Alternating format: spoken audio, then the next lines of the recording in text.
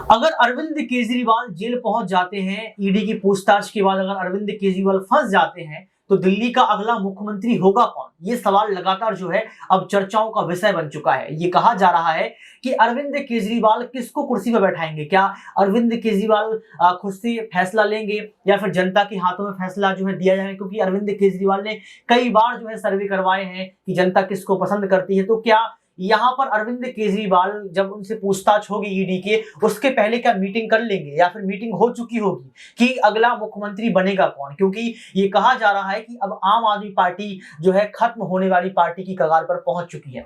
नमस्कार, आपके साथ मैं हूं ऋतिक सविता। स्वागत है आपका नेक्स्ट 9 न्यूज पॉलिटिकल बाइट में। हमारे साथ हमारे सहयोगी अक्षय मौजूद हैं, पहले ही मौजूद रहे।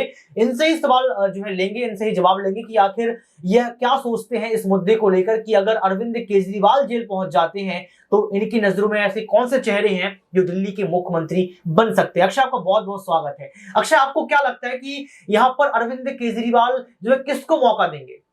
देखिए, मुझे लगता है कि सबसे पहले आम आदमी पार्टी यहाँ पर पूरी कोशिश करेगी कि केजरीवाल की अगर गिरफ्तारी होती भी है तो उसे गलत दिखाई जाए। दूसरा, यहाँ पर केजरीवाल के नाम पर पार्टी कोशिश कर सकती है कि विक्टिम कार्ड खेला जाए। अब यहाँ पर अगर हम क्या कहते हैं कि राघव चड्ढा का अगर हम देखें तो मुझे नहीं लगता कि अगर आम आदमी पार्टी विक्टिम कार्ड खेलती है तो राघव चड्ढा को उतनी आपने राघव चड्ढा का जिक्र किया। अक्षय, आपको बता दूं यहाँ पर कि जब डिप्टी सीएम यहाँ पर मनीष सिसोदिया जेल के अंदर पहुंचे तो आतिशी को पद दे दिया गया और राघव चड्ढा पहले से ही सांसद है। आपको लगता नहीं गोपाल राय का नाम है और भी ऐसे नाम है जिनको आगे रखा जाएगा? राघव चड्ढा ही क्यों?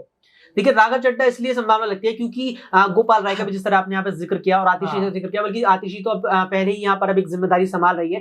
लेकिन गोपाल राय और राघव चड्ढा में वर्तमान में अगर हम अंतर देखें, वर्तमान में भी अगर हम इस समय का भी अंतर देखें तो राघव चड्ढा फिलहाल भी राज्यसभा में सांसद है, यानी कि गोपाल राय और राघव की तुलना में। यानी कि आपको ये लगता है कि राघव चड्ढा का जो सपना है वो पूरा हो जाएगा, सीएम बनने का? क्योंकि पहले भी आपने देखा होगा खबरों का विषय बने थे यहाँ पर राघव चड्ढा, ये कहा जा रहा था कि पंजाब के सीएम बन जाएंगे, जबकि भगवंत मान को ही आगे रखा गया।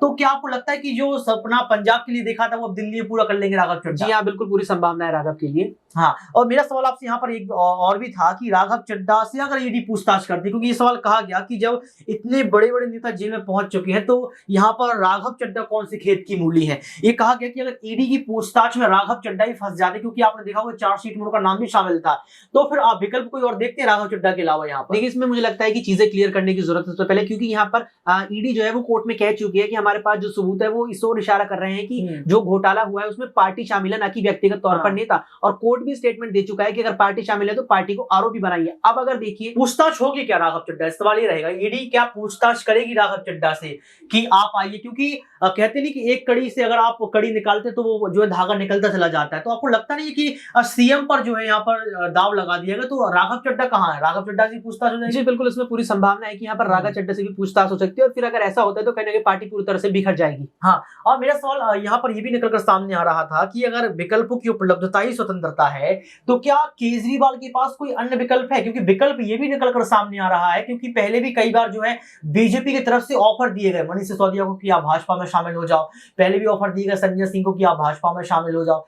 तो क्या अब आम आदमी भाजपा बन जाएगी? क्या आम आदमी पार्टी का विलय आप देखते हैं भविष्य में? ये चीज होती बिल्कुल नजर आ रही है, क्योंकि जिस तरह से केजरीवाल को समन जारी हो चुका है, अब राघव चड्ढा का भी आगे यहाँ पर संभावना है। इसके अलावा अमानतुल्लाह खान के यहाँ भी रेड पड़ चुकी है। तो यहाँ संभावना है कि जो आम आदमी पार्टी के और भी नेता है वो धीरे धीरे से कहते हैं कि पीछे के रास्ते निकलकर आम आदमी पार्टी के नेता बीजेपी की ओर अपना रुख कर सकते हैं। बिल्कुल, अगर यहाँ पर राघव चड्ढा को अगर हम एक अलग कुर्सी पे बैठा दें या राघव चड्ढा को हम अलग कर दें, तो अभी हमने गोपाल राय का जिक्र किया था, इसके साथ हम लोगों ने दिलीप पांडे का जिक्र किया था, सौरभ भारद्वाज, तमाम नेता हमारे पास हैं। अगर इन नेताओं में से किसी को जो है सीएम फेस के लिए चुना जाता है अगर अक्षय, तो विधायक की सीट जो है खाली होगी, उपचुनाव होंगे। अगर उपचुनाव होते हैं तो क्या आपको लगता है कि यहाँ पर उपचुनाव होने के बाद जो है बीजेपी एक तरफा जीत जाएगी और बीजेपी जो सपना देख रही है कई सालों से वो पूरा हो जाएगा या टूट फूट हो जाएगी?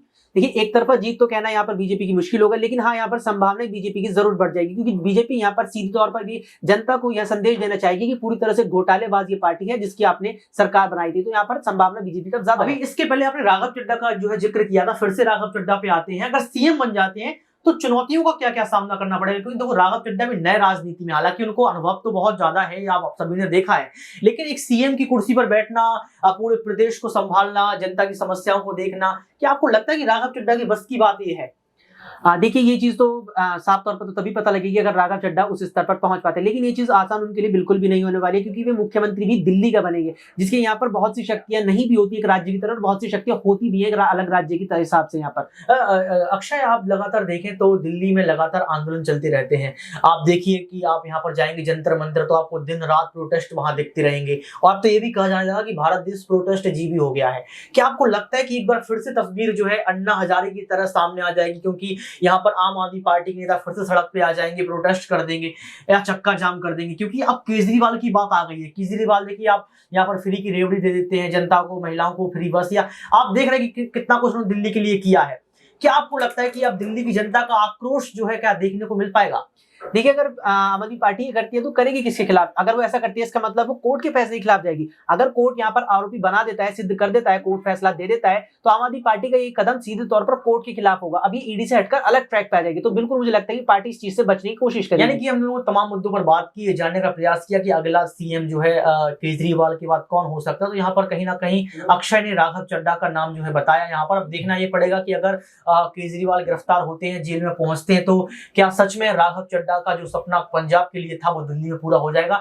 और आपको क्या कुछ लगता है कि दिल्ली की कुर्सी पर, सीएम कुर्सी पर कौन बैठेगा? आप कमेंट बॉक्स में जरूर बताएं। आज के इस खास प्रोग्राम में बस इतना ही। देखते रहिए नेक्स्ट 9 न्यूज पॉलिटिकल बाइट।